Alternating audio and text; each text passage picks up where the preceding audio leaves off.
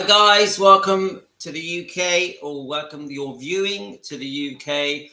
I'm in Southwest United Kingdom. I'm just in my kitchen, and I wanted to talk to you about my latest video that I'm going to upload soon. It's literally spent the whole day, part of yesterday and a lot of today doing it. If any of my family walking in the background, I'm sorry because I've told them not to. So the title of this video is well, I've called it, just give you the exact title.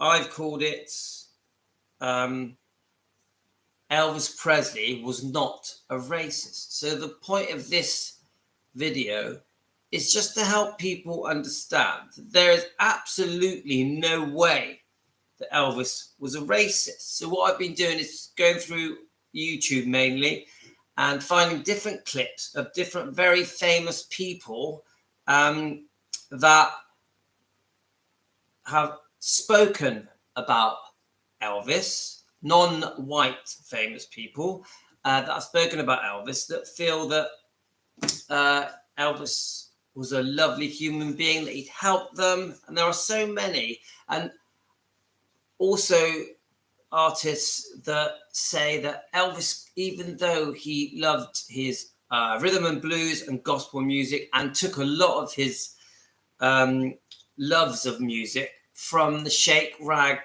areas in Tupelo, in Mississippi Tupelo, where he would watch them performing. And they think that the nickname Shake Rag might have come from when they were drying clothing and they were shaking the clothing. I don't know if that's true. But Elvis really admired these artists that were in and around that Tupelo area, and obviously would watch them perform. And he would go to gospel churches and join in. This was well known. So, but then when Elvis did start to become famous in '55, and he befriended many of these artists, and many of them speak so highly of Elvis. And I've been going through my phone and just I'm going through so just different little sayings. Elvis believed his music stood for the breakdown in barriers, both musically and racially. And this is by a biographer called Peter Garanik. Then you have another one. Elvis's first hit after Crudup's That's All Right Mama was a song Elvis learned to love in Shake Rag. So I'm going to go through a few more with you. So we've got people like B.B. King spoke very highly of Elvis. There's interviews. And then Elvis loved Junior Parker, Bobby Bland. And there's an interview with Little Richard praising Elvis Presley, and Little Richard said that Elvis was an integrator, a blessing. They wouldn't let black music through. Elvis opened the door for black music, which I don't like using the word black, but yes, he did open the doors. I think they opened the doors for each other. Billy Ward, to Chuck Berry, there's an interview on there with Chuck Berry. Elvis Presley is the greatest there ever was, it is, or ever will be. Words from Chuck Berry. And a lot of, right, here we are, Rufus Thomas. A lot of people say Elvis stole our music. No man got a music of his own. Music belongs to the universe. So I understand that point. Then you've got Ernest Withers. Elvis was a great man and did more for civil rights than people know. To say he was a racist is an insult to us all. Well, you couldn't put it better than that from a great man like Ernest Withers. And let's just keep looking. Oh, yes. So I have an interview with Sammy Davis Jr., who talks about Elvis being a close friend of his and speaks very highly of Elvis. B.B. King. Elvis had a tremendous talent. His way of looking at a song was unique as Sinatra's. Had he lived, there would be no end to his inventiveness. That is so true. Because Elvis, he was and I personally think his abilities with music and how he could understand music outshone everybody. So that was B.B. King. Then Jackie Wilson. And these were all good friends of Elvis. A lot of people accused Elvis of stealing their music mannerisms, when in fact almost every black solo artist copied Elvis. I don't know if I won't agree that every black solo artist copied Elvis, but I do think when Elvis became famous, and obviously he had his own style, that, well, of course, you see someone you admire and look up to and respect and want to be like, and yeah, you copy their mannerisms and how they move and dance. Of course you do. I do it now, and I'm an old man. So that's Jackie Wilson. So let's keep looking. There's another thing from James Brown. I wasn't there. I wasn't just a fan. I was a brother. God loved him. Last time I saw him was at Graceland. There'll never be another like that. Soul brother. Yeah, that's James Brown. And then we've got Isaac Hayes. Elvis was a giant. He influenced everyone in the music business. Just such good words. Chuck D, the hip hop founder. Elvis had a great respect for black folk at the time when we were called the N-word. Before him, who gave a damn about black music? What are your views on that? And here we go. Let me have a look. One of Elvis's favorite singers, Roy Hamilton, joined Elvis at the American studio sessions in Memphis. And I've done a video on Roy Hamilton. I know he had quite a troubled life, Roy did, but he actually had a very similar style to Elvis. And I think Roy was singing probably before Elvis. And I think Elvis really liked the way that Roy Hamilton sang. And if you compare their songs, because they've sung some songs that they both released, you could almost hear Elvis in Roy's voice. And I think Elvis probably did try and be like Roy. That's the impression I got when I made that video. And good on him, because Roy was amazing. And there's a picture of him there. Can you see that? Roy Hamilton. Don't know how clear that will show in the camera, but he was amazing. So then Mahalia Jackson, Elvis met her. Here we go. Eddie Murphy, obviously much more current. That's my idol, Elvis Presley. I have pictures of Elvis all over in my house. He had presents. When Elvis walked into a room, Elvis Presley was in the effing room. Excuse my French, but that was Eddie Murphy. And what's this then? 1973 in Las Vegas, the King presented the champ with a robe designed by Bill Belu. I've done a video on this when Muhammad Ali and Elvis became friends, and Elvis was in awe of Muhammad Ali, and this became a two-way thing. And Elvis presented Muhammad Ali had a robe specially made. And I know that Muhammad Ali definitely did wear that robe for two of his main fights. But I do think that Muhammad Ali eventually thought that the robe might bring him bad luck and stopped wearing it. But he was very, very proud of this robe. And he treasured this robe until the day he passed. And there's pictures of Muhammad Ali with this robe, even way after his boxing career. And they were very close. They spent a lot of time together.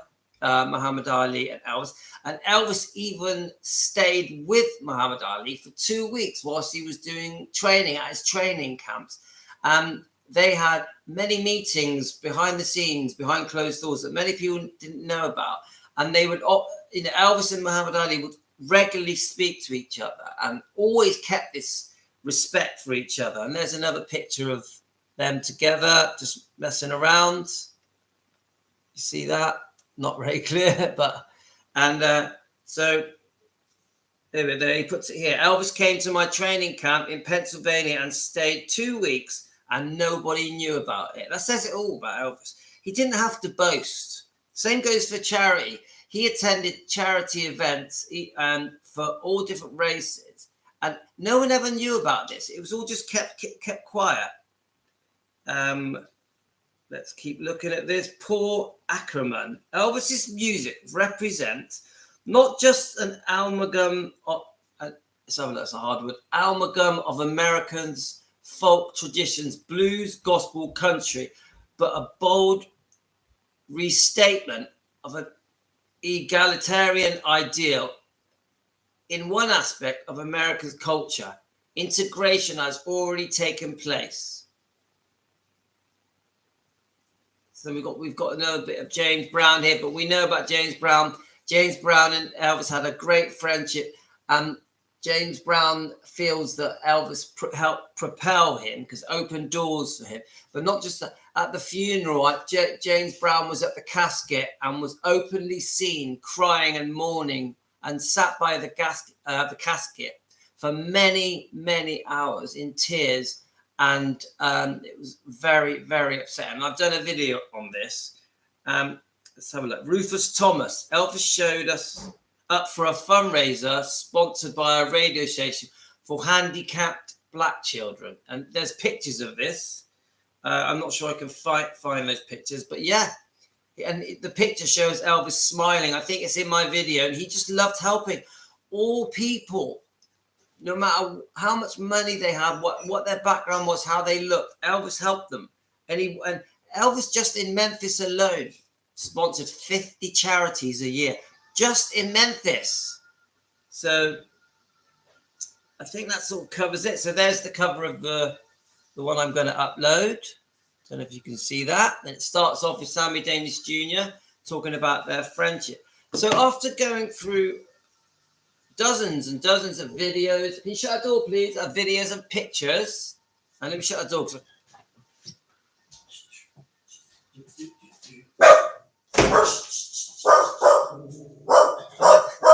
All right, so my daughter's hiding behind me. I didn't see that. Right, I think I'm going to have to end it now. But hello, Yasmin. Where gives away? The family are taking over. And come here. Come here. She's not going to quiet.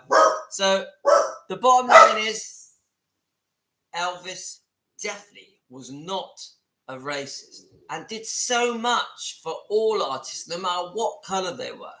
And there's other interviews with his backing singers. I think he had male backing singers, female backing singers. And they spoke about how lovely he was and his love of gospel and his love of rhythm and blues. And when they met him, they couldn't believe how different he was to the image that was portrayed about Elvis of being this big superstar. And he was so lovely to work with and sing with and be with. He was very generous on how he paid them. And he loved the singing to the core of his being. Singing came from the heart. And he, no matter what age Elvis was, he always had this way where he would sing in such a pure way that was so, I can't even put a word for it. That was just out of this world. He was born for it. And can you let me know your views on if you think Elvis was racist? And I don't think many of you are going to, almost any of you are going to think it. And this is the thing I've learned about Elvis. Many things are said about him that are just so untrue. And a lot of the things that are said about Elvis and Priscilla, I don't like it because I just don't believe a lot of it. Yes, I know Elvis was unfaithful, but there's such bigger story here with Elvis and Priscilla. So I think Elvis sometimes gets a bad rap. He gets a bad deal. And I think you'll find it very hard to find someone as beautifully genuine and pure as Elvis was as a person. And it all it all stems from this lovely, humble beginning that he had with his parents, Vernon and Gladys, in Mississippi, Tupelo, and the people that surrounded him in these very, very humble beginnings. And I think that set him up for his life, which is why even when the fame hit, he loved the fame and he loved being able to buy everything and be generous to everyone. But I always felt that Elvis felt guilty being so wealthy, so successful, and being blessed with so much talent, almost like he didn't feel that he deserved it, but he definitely did deserve it. And I tell you now, he will never be forgotten, Elvis. And it just is a testament to his pureness of talent and as a person and as a human being. And I'm just going on, I'm rambling on now, but Elvis, he didn't have it in him to be a racist person. He didn't have that DNA, that there wasn't a bone in his body that would fit with that glove. So that's it, guys. Thanks, everyone. I really hope you've enjoyed this video. I'm going to post my video now. My Elvis is not a racist video. I have posted another one earlier this morning. It's just a short one that shows Sam Phillips from Sun Studios. Just a short clip where he talks about Elvis, but he hits the nail on the head on what he says. I think you're going to like that. And then I'm going to try and break up this video that I've made of Elvis into... I'll release it as it's an 8-minute video, I think it is. But then I'll break it up into 2-minute slots, I think. So just for people that don't want to sit there for 8 minutes, because some people get a bit bored. So let's have a look at some of these comments. There are many kind people. This is Joyce Owen. Hi, my name is Amber Gomoth.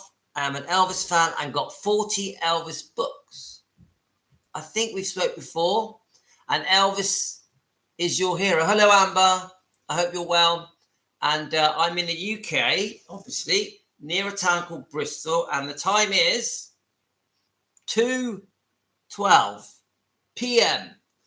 And all of my family are upstairs. Mother's Day, isn't it? And the kids are upstairs. And everyone's busy. So I just thought I'll make a video, as I normally do. Let me send you a hello, see if it's going to work. Amber. Let me see. Hello, Amber. And what a lovely name Amber is. So, what's your favourite Elvis movie? Oh, well, that's a good question. I know it. It's King Creole. I love King Creole. Now, when I was a kid, I liked GI Blues. So, yeah, Jailhouse Rock is probably my second favourite. A brilliantly made film. And Elvis's acting in Jailhouse Rock was amazing. And obviously he's in jail. Then he comes out. And then he becomes famous. And then there's the relationship with the girl that helps make him famous, who I think died in a car crash. Is that true? With her husband. And then you've got the guy that Elvis was in prison with. Obviously in the movie, felt mistreated and they end up having a fight. That's the one, yeah? So what's your favourite song? I do like My Way. But I think it's got to be If I Can Dream. Has to be If I Can Dream. But if it wasn't If I Can Dream, it's a little bit corny, but I actually quite like Don't Be Cruel. Yeah, but no, I've got a lot of songs. I mean, I like some of this gospel stuff, and but the more commercial songs, I don't know, I like some of the cheesy stuff because it reminds me of when I was a kid listening to him, The Girl of My Best Friend, things like that. I like just ones that bring back memories for me of the late 70s when I was listening to him a lot with my friend. Yeah. Jacob was good on Elvis. Oh, I don't agree with that. I do like Jacob Lordy, but I didn't like the way you couldn't hear him speaking. I felt that he mumbled, and he was too tall and too skinny. And yes, he's handsome, Jacob, but not as handsome as Elvis. But I thought the Priscilla girl really played it quite well, and actually was beautiful and suited the part and suited the thing of praying Priscilla. Now, did I like the Priscilla movie? I thought it was pretty boring. I thought it was quite bland. I did like the the sort of the film sets and the photography and the way it looked. I thought it was really good, but I did find the film boring. Did you find the film boring, or did you think it was really good? Yeah, I did like Austin Butler's Elvis. I thought it was excellent. It was very pizzazzy. It was a brilliant way of introducing Elvis to new fans that don't really know about Elvis in the way that they can do now after watching the film. So I thought it was a great film. I thought it was brilliant. I would have liked the Austin Butler's film to have gone more into detail on the girlfriends, the relationships, and the behind the scenes stuff. A lot more of that, but it tended to focus on the highlights. But it was a brilliant film. Brilliant film. I'll give it a 9 out of 10. I do like Austin Butler. I think he played it as well as he could. I mean, obviously his face is different. He's a very handsome guy. So he did his best to look as much like Elvis as he could. And I know he can sing great, can't he? Austin Butler's a great singer. And he got the moves down and he looked great in the clothing. And he really did play the sets. You know, he played the role really well. Very, very believable. And I know he's got a massive following. So I'd love him to do something else with Elvis. Wouldn't you like to see Austin Butler doing something else with Elvis? So you think Elvis is watching us from heaven? As I was born on the day he passed. That's why Elvis means to me and proud of me. Of course he is. Yes, I do believe in heaven and Jesus. I'm a Christian. I do think Elvis is watching over us. And when I make my videos, I do feel a connection I don't want to sound weird, not a connection to Elvis, but a connection to the love that was left on this planet from Elvis's films and music and his personality, that it's just become part of the universe, part of the planet. I feel a connection to that. And you must understand that Elvis really helped me in my childhood. Obviously, he didn't know. So I do feel a debt to Elvis, almost like I have to repay him for turning my life around when I was very young, 8, 9 or 10. And Elvis's influence on me, on my life, transformed my life. And I had a very successful life in business.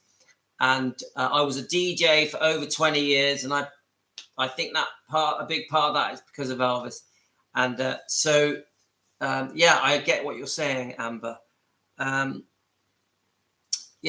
just said it to you. So basically, when I was a child, I had quite a difficult father, and who made me feel, sorry, Dad, but who made me feel worthless and ugly and unconfident and no self-belief. And then I would start watching these Elvis films and listening to Elvis's music and reading his magazines and looking at his pictures. This is in the 70s, yeah? And it just brought something out in me that made me go, do you know what? I want to do my hair like Elvis. I want to act and look like Elvis. And it brought something out of me. I came out of myself. I became more confident. I became more charming, more fun to be with. I learned to love life. And I think that influence Elvis had on me as a child stayed with me my whole life, and I think it's still with me now. And that's why I love Elvis. What's your favorite about Elvis? What does Elvis play? The favorite thing about Elvis? Well, do you know what? Now, since I've had my channel, my YouTube channel, because before I started my YouTube channel, I just loved Elvis because I thought he was fun. I loved his music. I loved his personality and his movies. Obviously, I discovered his movies when I was a child. So I know as I got older, I realized that many of them were quite corny, except for the few that we've just mentioned, like Jailhouse Rock, King Creole, were not corny. They were really good films. And in some ways, he was like James Dean.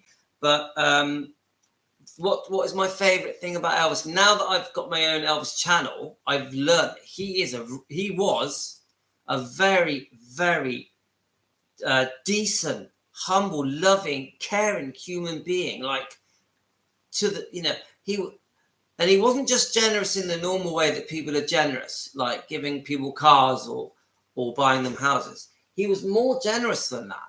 He wanted to help everyone. He wanted to give away all his money to the point where he had no money. This is how deeply generous was. Here's my Tina. So I've learned that Elvis was probably one of the kindest persons I ever met. I think Elvis, even if he wasn't famous, would have been one of the most generous men in the world. And I love the fact that he was religious and loved God and Jesus. And the kids are starting to come down now. Right, Tim, just pause it a minute. Right, I'm gonna have to say goodbye. Yeah, he was a super guy. But I cry when and I get tearful with him as well, Amber. And so I could talk about Elvis forever. It's obvious that Elvis has affected you as much as he's affected me, and obviously millions and millions of people around the world. So that's it. He'll always be in my heart to the day I die. That's it. I'll die with a quiff. Everyone out there, peace out. Love you all. God go with you, whoever he is. And thank you for watching my videos. It means everything to me. I'll give you a wave.